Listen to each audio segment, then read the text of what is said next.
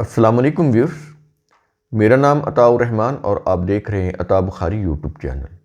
قرآن کریم کی مسلسل ایکسپوزیشن کے سلسلہ میں آج ہم سورہ الانعام کی آیت نمبر 1 to 9 کی ایکسپوزیشن کریں گے۔ اس آیت کا تعلق بھی سابقہ آیت کے ساتھ جڑا ہوا ہے، تو ایک ریکیپ سابقہ آیت کا۔ پچھلی آیت میں یہ کہا گیا، جس دن اللہ ان سب جن و انس کو جمع کرے گا تو کہے گا کہ اے جنوں کے گروہ، یقیناً تم نے انسانوں سے بہت فائدے سمیٹے۔ انسانوں میں سے ان جنوں کے دوست کہیں گے، اے ہمارے رب، ہم ایک دوسرے سے فائدے اٹھاتے رہے، دنیاوی مفاد سمیٹتے سمیٹتے ہماری یہ عمر بیت گئی، اب ہم مرنے کے قریب ہو گئے ہیں، اس میعاد کو پہنچ گئے ہیں جو تو نے مقرر کی ہے، یعنی موت کی، لیکن ہم ساری زندگی غافل رہے۔ جب وہ اعتراف کر لیں گے اپنے جرموں کا تو اللہ کہے گا کہ اب تمہارا ٹھکانہ جہنم ہے، آگ ہے جس میں تم ہمیشہ رہو گے۔ ہاں، اگر اللہ کچھ اور چاہے تو اس کا اختیار ہے۔ اے رسول، بلا شبہ تیرا رب حکمت والا، جاننے والا۔ یہ سابقہ آیت میں بات ہوئی اور اس کے اوپر ہم نے پوری وضاحت کی، اس کے ایک ایک چیز کو ہم نے آپ کے سامنے کھول کر بیان کیا۔ اب یہ چیز، یہ پس منظر اس آیت، یہ جو آج کی آیت ہے، یہ پس منظر ذہن میں رکھیے گا، پھر آپ کو سمجھ آئے گی، کیونکہ آگے اسی کا سلسلہ چلا آ رہا ہے اس آیت کا۔ سورہ الانعام آیت نمبر 1 to 9 کیا یہ رہا ہے، وَكَذَلِكَ نُوَلِّي بَعْضَ الظَّالِمِينَ بَعْضًا، اسی طرح ہم ظالموں کو ایک دوسرے کا ساتھی بنائیں گے۔ کیوں؟ آگے اس کی وجہ بتائی آیت کے آخر میں، بِمَا كَانُوا يَكْسِبُونَ، ان برے کاموں کی وجہ سے جو وہ کرتے تھے۔ یہ جو ان کا جو ساتھی ہے، برے کاموں کے یہ جو ساتھی بنے ہیں، ان کا ساتھی بنانا ہے، ان کو اللہ اپنی طرف منسوب کر رہا ہے کہ اسی طرح ہم ظالموں کو ایک دوسرے کا ساتھی بنائیں گے۔ جہنم میں جتنے بھی قسم کے مجرم ہوں گے سب اکٹھے ہو جائیں گے، ان سب کو اکٹھا کر دیا جائے گا۔ میں نے آپ کو سابقہ لیکچر میں بھی بتایا کہ اللہ نے قرآن میں واضح کیا ہے کہ وَامْتَازُوا الْيَوْمَ أَيُّهَا الْمُجْرِمُونَ، کہ اے مجرموں، تم مومنین سے علیحدہ ہو جاؤ۔ جتنی بھی قسم کے مجرم ہوں گے وہ سب علیحدہ ہو جائیں گے۔ اب مومنین ایک طرف رہ جائیں گے، مجرمین ایک طرف رہ جائیں گے۔ یہ جو مجرمین ہیں، ان کو اللہ ایک دوسرے کا ساتھی بنا کر جہنم میں داخل کرے گا۔ یہ ہے، ہم ان برے کاموں کی وجہ سے ان کو ایک دوسرے کا ساتھی بنا دیں گے، کیونکہ وہ مل کر جرائم کرتے تھے۔ تو جہنم کا جو آگ کا جو نتیجہ ہے، وہ بھی تو ان کو پھر مل کر ہی چکھنا چاہیے نا۔ تو اس لیے پھر ان کو وہاں پر اکٹھا کیا جائے گا، اکٹھا کر کے ان کو جہنم میں داخل کیا جائے گا، تو وہ پھر اکٹھے عذاب بھگتیں گے۔ یہ چیز کہی جا رہی ہے۔ تو مومنین الگ ہو جائیں گے، دو علیحدہ علیحدہ معاشرے قائم ہو جائیں گے۔ مومنین کا معاشرہ جنتی معاشرہ، مجرموں کا معاشرہ جہنمی معاشرہ۔ یہ جو مومنین کا معاشرہ ہے، اس میں پھر کوئی مجرم داخل نہیں ہوگا، اور جو مومن ہیں ان کو تو مجرموں کے پاس جانے کی ضرورت ہی نہیں ہے، وہ تو دنیا میں بھی ان سے علیحدہ رہے، اپنے آپ کا اپنا دامن بچاتے رہے، ان کے جرائم سے دور رہے، اپنے آپ کو بچا کر دنیا میں زندگی گزاری، تو یہ تو دنیا میں بھی ان کے ساتھی نہیں بنے۔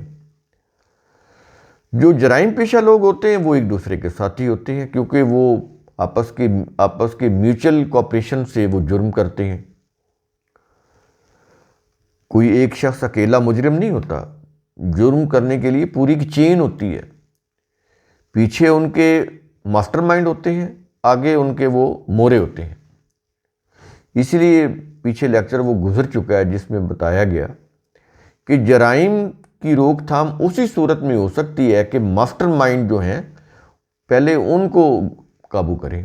اب ہمارے ہاں الٹا قانون ہے، وہ چونکہ باثر ہوتے ہیں، جو ماسٹر مائنڈ ہوتے ہیں وہ حکومت کے ایوانوں میں بھی بیٹھے ہوتے ہیں، وہ محکموں کے اندر بھی بیٹھے ہوتے ہیں، وہ جو ہے پولیس کا ڈپارٹمنٹ ہو، چاہے وہ حکومت کے ایوان ہوں، ان میں بھی بیٹھے ہوتے ہیں، ان کے پاس اختیارات ہوتے ہیں، یا وہ کوئی بڑے سرمایہ دار ہوتے ہیں۔ موسٹلی تو یہی ہوتا ہے نا کہ بڑے سرمایہ دار ہی یہ الیکشن میں حصہ لیتے ہیں، کیوں؟ تاکہ ان کے پاس پاور آ جائے، وہ پھر جو چاہیں کریں۔ تو یہ اس طرح سے یہ کارٹل ہوتے ہیں مجرموں کے، وہ ان کی پشت پناہی کرتے ہیں، جو آگے ان کے کارندے ہوتے ہیں، ان کے مورے ہوتے ہیں۔ اس لیے قرآن نے کہا پہلے ان کو پکڑو، موروں کو پکڑو گے، کرندوں کو پکڑو گے، جرم نہیں بند ہوگا، وہ کو اور لوگ ڈھونڈ لیں گے۔ پاکستان میں تو بے روزگاری بہت ہے، تو ان کو تو مین پاور بڑی مل جائے گی۔ آپ یہ دیکھیں نا، پچھلا یہ جو دنوں جو دھماکہ ہوا ہے، یعنی چند پیسے لے کے، چند ہزار لے کے، یا 2 لاکھ یا 1 لاکھ لے کے انہوں نے کتنے بندے مار دیے دھماکے میں۔ یعنی یہ بڑا الارمنگ سچویشن ہے پاکستان کے اندر کہ آپ کچھ ہزار روپے دے کے بندے کو قتل کروا دیں، کچھ ہزار دے کے آپ اس سے دھماکہ کروا دیں۔ یعنی انسان حیران ہو جاتا ہے کہ اس نے چند ہزار لے کے اتنے لوگوں کی جان لے لی۔ جب کسی ملک کے اندر یہ حالت ہو اور اس میں جو حکمران ہو ان کی عیاشی ختم نہ ہو رہی، ان کی چاہے وہ گاڑیوں کی عیاشیاں ہوں، پروٹوکول کی عیاشیاں ہوں، کھانے کی عیاشیاں ہوں، رہائش کی عیاشیاں ہوں، مراعات کی عیاشیاں ہوں، تو اس ملک کے اندر جرائم تو نہیں بند ہوں گے۔ پھر جتنی مرضی فورسز بنا، کتنی فورسز کام کر رہی ہیں پاکستان کے اندر، لیکن جرائم ہے کہ وہ بڑھتے چلے جا رہے ہیں۔ کیا وجہ ہے؟ پیچھے جو لوگ بیٹھے ہیں نا، وہ لوگ نہیں چاہتے کہ جرائم بند ہوں۔ یہ کبھی بھی قانون پاس نہیں کریں گے کہ جو شخص روڈ کے اوپر آ کے جو لوگوں کا جتھا یا گروپ یا گروہ، چاہے وہ سیاسی ہو چاہے وہ مذہبی ہو، وہ سڑکوں کے اوپر آ کے سڑک کو بلاک کرے، لوگوں کی گاڑیوں کو توڑے،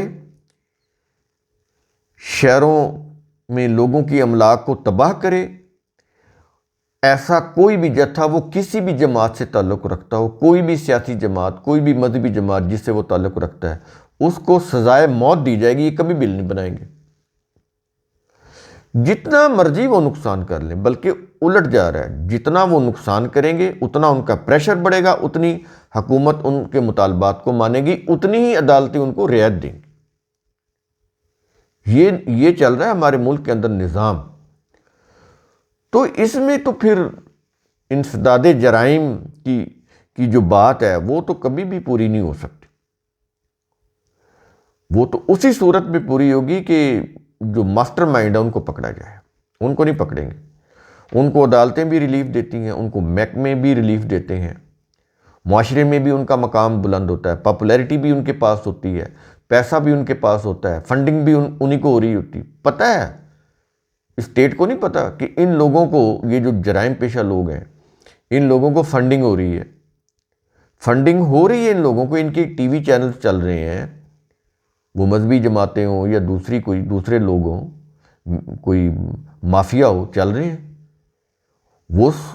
وہ سوشل میڈیا کے اوپر وہ ٹیلی ویژن بناتے کیوں ہیں؟ اتنا پیسہ لگتا ہے اپنے کام نکالنے کے لیے کہ وہ جو چاہیں کریں۔ وہ جرنلزم میں داخل ہو گئے ہیں، الیکٹرانک میڈیا میں وہ اس کو انہوں نے ہولڈ کیا ہوا ہے صرف اپنی پاور کو بڑھانے کے لیے، اپنے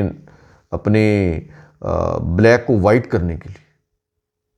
یہ چیزیں ہو رہی ہیں اس ملک کے اندر، تو بڑی الارمنگ سچویشن ہے۔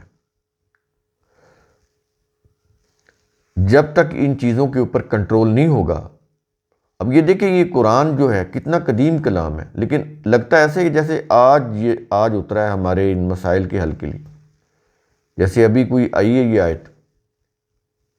یہ قیامت تک کیسے ہی ہوگا؟ کیونکہ قرآن جو ہے نا لوگوں کے مائنڈ سیٹ کو سامنے رکھ کر بات کرتا ہے۔ مائنڈ سیٹ تو کبھی نہیں بدلتا، اے بی سی کوئی بھی ہو، کسی بھی دور کا ہو۔ اس لیے قرآن کریم شخصیات کے نام لیتا ہی نہیں، کہ فرعون کو نام نہیں ہے، فرعون کوئی نام تھوڑا ہی ہے، یہ تو اس کا لقب ہے۔ اس دور میں بادشاہوں کو کہتے ہی فرعون تھے، جیسے جو رومن ہیں ان کے بادشاہوں کو وہ کیسر بولتے تھے، اور ایران کے بادشاہوں کو کسرا بولتے تھے۔ تو کسرا کو نام نہیں ہے، کیسر کو نام نہیں ہے، یہ تو ان بادشاہوں کے وہ لقب تھے، ان لقب سے وہ بادشاہ پکارے جاتے تھے۔ انگلش میں بھی ایسے ہے نا، جارج پنجم، جارج چہارم، ایسے وہ بادشاہوں کے، وہ جارج نام نہیں ہے، وہ سلسلہ ہے، وہ ان کے بادشاہوں کے لقب سے چلتا ہے کہ وہ فلاں نمبر کا بادشاہ، فلاں نمبر کا بادشاہ، ایسے کیسر و کسرا، ایسے فرعون۔ قرآن مائنڈ سیٹ بتاتا ہے، اشخاص کے نام نہیں بتاتا۔ اشخاص سے کیا غرض؟ وہ تو پھر مخصوص ہو جائے گا کہ وہ فلاں شخص اس کی بات کر رہا ہے، نہیں، وہ مجرموں کا جو مائنڈ سیٹ ہوتا ہے اس کو سامنے رکھ کر بات کرتا ہے۔ اس لیے قرآن کریم قیامت تک کی کتاب ہے۔ اگر وہ نام لے لیتا تو وہ تو اس دور کے اس شخص تک بات محدود ہو جاتی۔ سارا ہی دیکھ، رسول کے ساتھیوں کا نام نہیں لیا قرآن نے، رسول کے ساتھی کا، صحابہ بھی نہیں کہا، ساتھی کا، محمد الرسول اللہ والذین معہ، جو ان کے ساتھی تھے، بس بات ختم ہوگی۔ رسول کو ان کا صاحب کہا، ساتھی۔ تو یہ بڑی اس طرح کی جو چیزیں ہیں ہمارے ویڈیوز میں، ہم یہ تھوڑا سا آؤٹ آف دا وے جا کے بھی چیزیں بیان کر دیتے ہیں تاکہ بات کھل جائے، واضح ہو جائے۔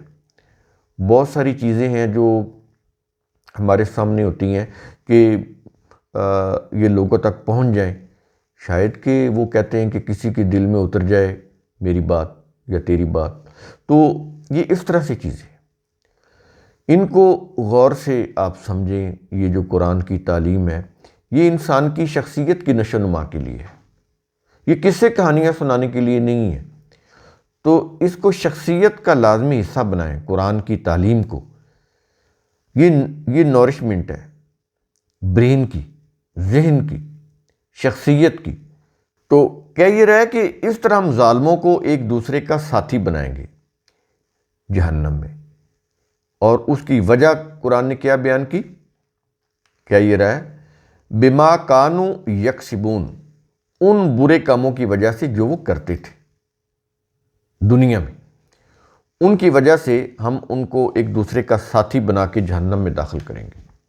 وہاں پر یہ پھر فار ایور اپنے جرموں کا یہ نتیجہ بھگتیں گے۔ یہ جو یکسبون ہے نا، اس کا معنی ویسے تو کمانا ہوتا ہے، کمانا، ہاتھ سے کمانا۔ تو ظاہر انسان جو بھی کرتا ہے نا وہ اس کی کمائی ہوتی ہے جو آخرت میں جاری ہوتی ہے، یعنی اس کا ریکارڈ جا رہا ہوتا ہے۔ وہاں وہ جو بھی اس نے کمایا وہ سامنے کر دیا جائے گا۔ بیسیکلی تو یہ اس کے معنی کمانا ہوتا ہے، لیکن ایکچولی جب ہم ٹرانسلیشن کر رہے ہوتے ہیں نا تو اس کے معنی یہی ہوتا ہے کہ جو وہ کرتے تھے، اچھا یا برا، جو بھی کوئی کرتا ہے، قرآن اس کے لیے یہ یکسبون کا لفظ استعمال کرتا ہے، اچھا ہو یا برا، کوئی بھی ہو سکتا ہے۔ تو اس کا مطلب ہے کہ جو کام بھی وہ انہوں نے کیے، یہاں پر چونکہ مجرموں کی بات ہو رہی ہے نا، تو انہوں نے جو بھی جرائم کیے ان کی وجہ سے ان کو پھر جہنم میں داخل کیا جائے گا۔ تو قرآن کریم کا اصول ثم تتفکروا، اس کی روح سے آپ خود بھی سوچا کریں، سمجھا کریں، غور و فکر کیا کریں۔ شکریہ۔